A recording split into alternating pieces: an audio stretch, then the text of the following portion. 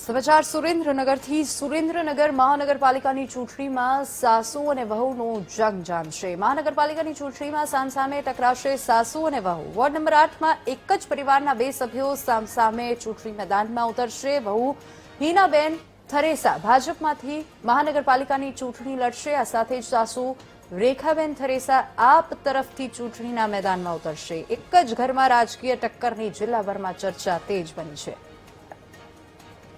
વધુ વિગતો સાથે સંવાદદાતા સચિન ફોન લાઈન પર જોડાઈ ગયા છે। સચિન, સાસુ અને વહુ એક જ પરિવારમાંથી બંને ચૂંટણી મેદાનમાં ઉતરશે। સાસુ આપ તરફથી લડશે તો વહુ ભાજપ તરફથી લડશે।